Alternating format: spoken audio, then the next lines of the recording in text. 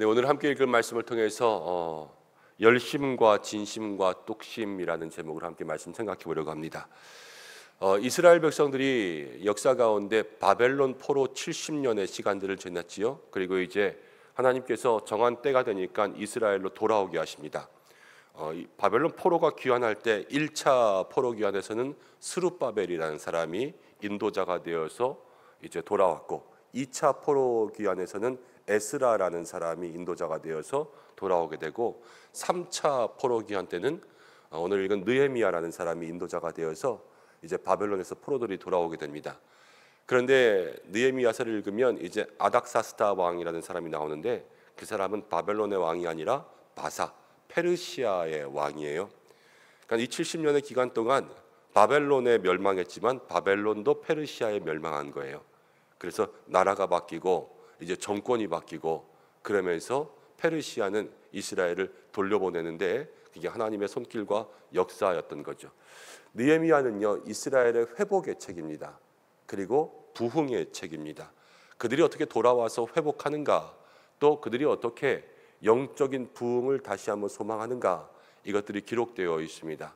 우리도 느헤미야서를 읽으면서 우리의 마음속에 영적 회복의 방법들을 찾아보고 그것들을 따라갈 수 있는 믿음의 삶이 되고, 또 이스라엘의 부흥, 우리의 삶의 부흥, 내 개인의 부흥, 가정의 부흥, 교회의 부흥, 나라의 부흥들을 생각할 수가 있겠죠.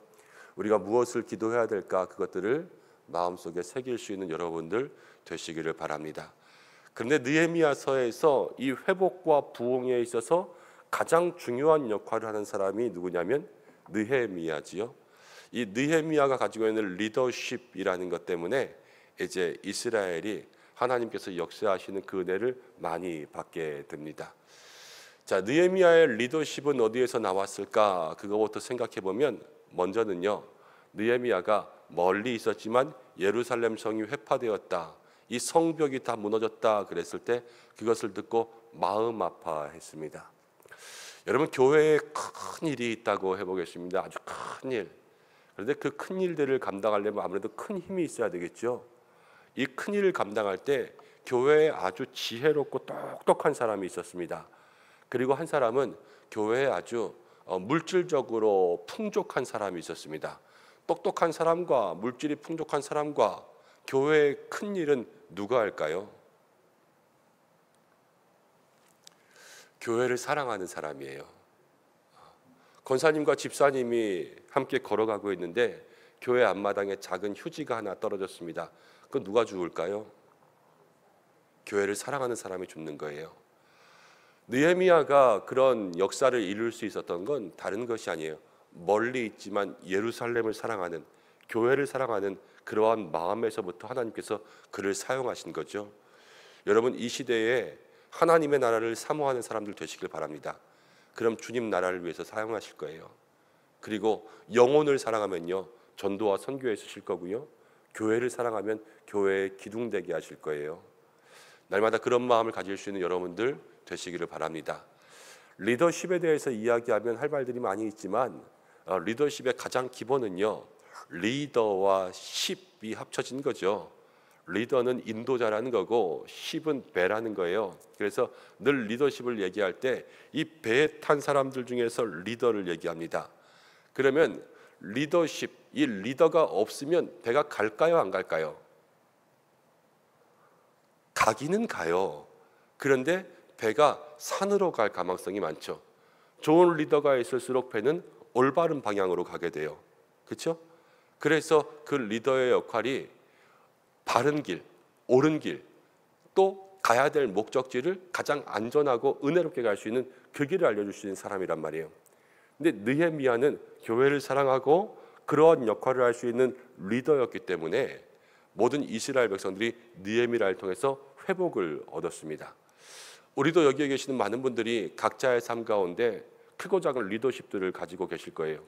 저는 또 교회의 리더십을 가지고 있어야 되고, 우리 장로님들은 당회에 또 교회의 리더십들, 기관장, 위원장, 목장직위, 부서장, 또 모든 일들 가운데 크고 작은 일을 맡겨주신 분들이 있는데, 여러분 그분들에게도 함께 기도할 때마다 늘 바른 길, 옳은 길, 사랑하는 마음으로 은혜를 찾을 수 있는 길, 그것을 향해서 갈 수 있는 리더십이 있게 달라고 기도할 수 있는 여러분들 되시길 바랍니다.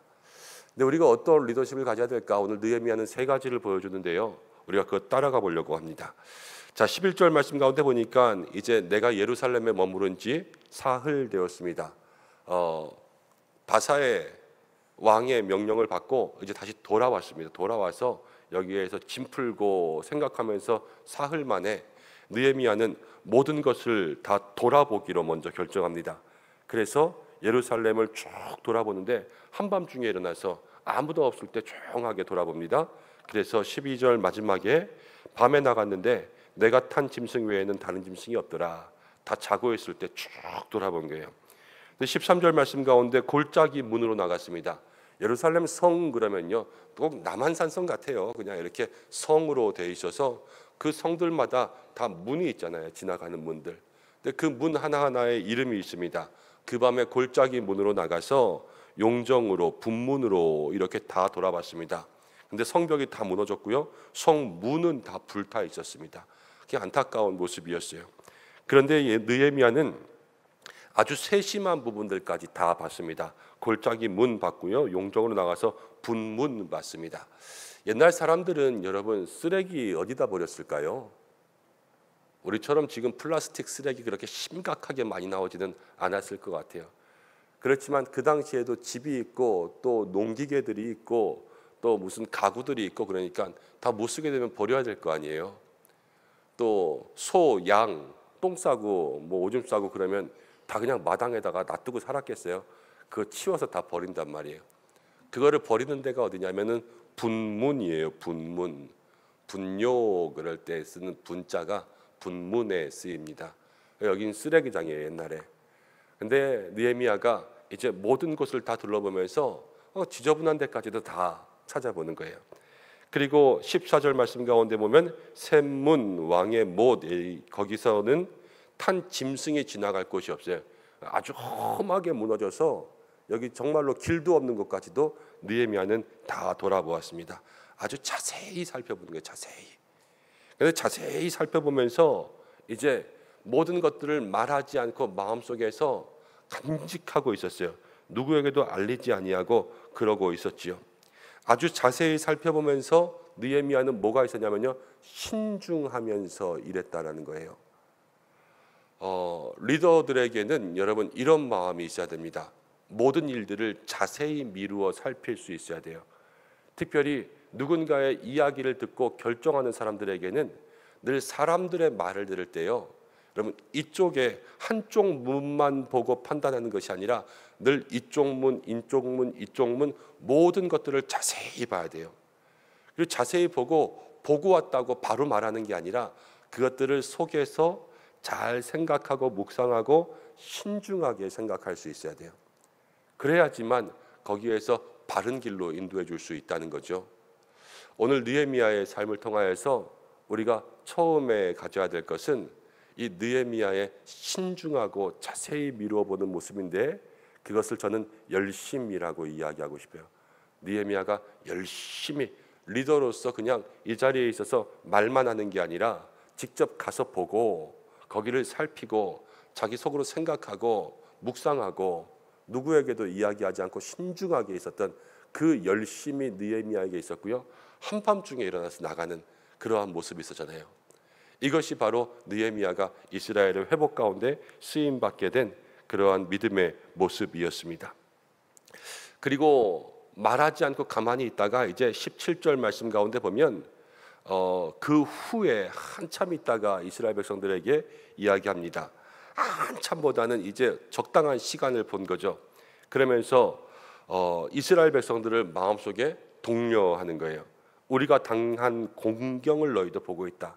지금 무너진 이 안타까운 것들 우리가 이거 다시 건축해서 수치를 당하지 말자. 그러면서 이스라엘 백성들에게 하나님께서 자기를 도우시고 내가 여기까지 오고 이런 모든 것들을 다 간증이에요. 느헤미야의 간증이거든요. 그러면서 이스라엘 백성들에게 이제 하나님의 선한 일을 하게 하자 이렇게 이야기합니다. 그러니까 그냥 이스라엘 백성들에게 막 명령하고 그러는 게 아니라 그 마음을 잘 어루만져서 감동을 줘요. 감동. 그러니까 선동하는 게 아니라 감동을 주거든요. 충동질하는 게 아니라 그 마음을 잘 움직일 수 있도록 하는 거예요. 근데 이거는 여러분 진심이 통하는 거죠. 느헤미야가 정말로 이것들을 하고 싶은 그러한 마음이 있으니까 그 진심이 나누어지는 거예요. 무슨 일이든지 진심을 가지고 하면요, 그 진심은 반드시 통하게 되어 있습니다. 왜냐? 하나님은 진심 가운데 역사하시거든요. 가식 가운데 역사하신 하나님이 아니라 하나님은 진심 가운데 임하세요. 누구든지 진심으로. 그래서 예레미야 29장 13절을 보면 전심으로 나를 찾고 찾으면 만나리라 그랬거든요. 그러니까 우리가 진심으로 나아갈 때 하나님은 그 속에 역사하시면서 모든 사람의 마음을 움직여 주시는데, 여러분 모든 사람의 마음을 움직일 때 가장 효과적인 것은 무엇이냐면 간증이에요. 간증. 누가 이렇게 아파서 힘들고 정말로 낙심한 사람이 있어요? 그럼 누가 가서 만져주면 제일 좋냐면 똑같이 그 병에 걸렸다가 나은 사람들, 하나님께서 나를 어떻게 만져주셨냐, 이것들을 이야기하면 그게 간증되잖아요. 그럼 그것이 위로가 되는 거예요. 여러분들의 삶 가운데도 많은 간증을 만드시길 바랍니다. 여러분 근데 간증을 생각해 보세요. 간증은 여러분들이 기뻤을 때의 간증들도 많지만 우리가 정말로 어려웠을 때 하나님께서 만져주신 그러한 간증들이 훨씬 더 많아요. 그럼 우리의 인생을 바라보면요, 우리가 간증을 통해서 우리도 위로받을 수 있는 것이 무엇이냐면, 인생을 살다 보면 때로는 밝은 빛이 있는 순간이 있고 어두운 절망이 있는 순간이 있어요. 그러니까 모든 사람의 인생은 다 이렇게 왔다 갔다 하거든요. 그러니까 잘 될 때가 있고 못 될 때가 있고, 잘 될 때가 있고 못 될 때가 있고. 근데 우리는 다 잘 될 때만 생각하고 잘 됐으면 좋겠다 그러잖아요. 근데 정말로 하나님이 만져주실 때는 언제냐면요, 여기서 만져주시는 거예요. 제일 밑에서. 그래서 여기서부터 간증이 나와요. 그러니까 그 간증은 먼저는 나에게도 은혜고 위로고, 그 간증이 사람들을 움직일 수 있는 그러한 은혜의 힘이 된다라는 거예요. 내 삶에도 주신 간증들을 생각해보고 그 간증들을 모든 사람들에게 또 은혜가 될 때 나누고, 매일 그런 일들을 이야기하면 때로는 자랑질이 될 수도 있는데요, 필요한 사람들에게 찾아가서 나의 사건들을 이야기하는 것이 진심의 간증이 돼요. 여러분들도 그러한 사건들을 많이 이야기하고 하나님께 쓰임받을 수 있는 은혜의 통로가 되셨으면 좋겠습니다. 그래서 느헤미야는 먼저 열심히 살펴보고 자기에게 주신 은혜와 간증을 가지고 진심으로 사람들에게 이야기했죠. 그러니까 어떤 일이 일어났을까요? 회복과 부흥이 일어나야 되겠죠? 그런데 말씀 가운데 보니까 19절에 사람들이 조롱했어요. 아라비아 사람, 암몬 사람, 또 호론 사람, 이미 예루살렘에 돌아왔는데 예루살렘에서 70년 떠나 있다 보니까 여러 이방 민족들이 들어와서 거기에 있으면서 이스라엘 민족이 와서 성벽 지으려는 거 회방하고 퇴 그러면서 방해하고 그러고 있는 거예요. 여러분 우리가 주일날 말씀 가운데도 함께 나누었어요. 여호수아 5장에서 길갈에서 할례하고 예배드렸는데 여리고성이 열렸어요, 닫혔어요? 닫혔죠, 그렇죠? 그런데 하나님께서 열어주시잖아요. 열심히 해도 닫힐 수 있어요. 열심으로 진심으로 다가가는데 방해가 있을 수 있을까요, 없을까요? 있어요. 왜? 하나님의 일이니까 늘 마귀는 방해하는 거예요. 그러나 우리가 마귀에게 질 수 있습니까, 없습니까? 없죠. 하나님과 함께 하시면 멀리 보고 믿음의 눈을 높이 들어서 하나님을 확신하고 순종하고 침묵하고 동행하며 나가면 하나님 승리하게 하실 줄로 믿습니다. 느헤미야도 지금 그렇게 나가잖아요. 아라비아 사람, 호른 사람, 암몬 사람 아무리 거기서 회방하고 조롱해도 느헤미야가 여기서 동요합니까, 안 동요합니까? 동요하지 않아요. 그 사람들에게 오히려 담대하게 너희들이 상관할 일 아니다, 하나님께서 우리에게 명하신 일이다, 그러면서 그 일들을 쭉 담대하게 밀고 나가는 거예요. 열심과 진심이 있어도 늘 우리 가운데 가로막는 것이 있지만 우리는 요동칠 필요가 없다. 우리가 담대한 마음 가지고 믿음의 눈을 높이 들면 하나님께서 그것을 해결하여 주신다. 지금은 문제가 있어요. 또 문제가 생겨요. 그렇지만 느헤미야의 마지막은요, 회복으로 끝나요. 이게 하나님의 역사라는 거예요. 지금 당장 내 눈앞에 문제가 있어도 걱정할 필요가 있다 없다? 아니요. 지금 걱정할 게 아니라 더욱더 믿음으로 나아가면 하나님이 역사하실 줄로 믿습니다. 그것이 바로 뚝심 있는 신앙인 거예요. 우리 신앙에 좀 뚝심이 있어야 돼요. 내가 하나님 주신 응답이라면 밀고 가고 담대하고 흔들리지 않을 수 있는 그러한 마음, 그것이 우리 가운데 있을 때에 하나님의 일을 이루시는 사람들이 될 줄로 믿습니다.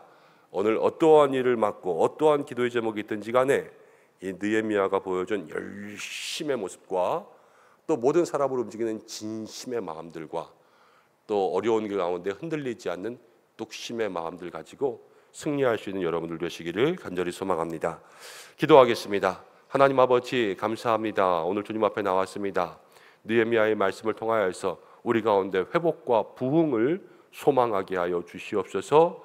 느헤미야의 열심을 우리의 마음 가운데 주시고 진심의 마음들을 우리가 갖게 하여 주시고 방해가 있어도 흔들리지 않는 믿음의 모습으로 살아갈 수 있도록 인도하여 주셔서 우리 모든 성도들 하나님 나라를 위해서 쓰임 받을 수 있는 믿음의 일꾼들 되게 하여 주시옵소서. 우리의 개인의 삶과 우리의 가정과 일터에도 동일한 은혜가 임하게 역사하여 주시옵소서.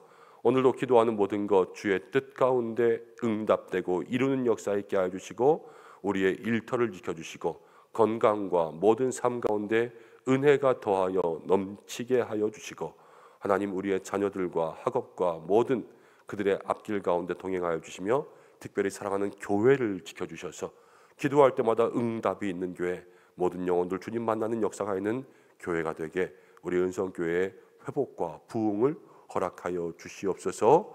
오늘 한 날도 우리 모든 성도들 지켜주시기를 간절히 소망하고 모든 환우들의 마음과 심령과 육신 가운데 은혜를 더입혀 주시옵소서.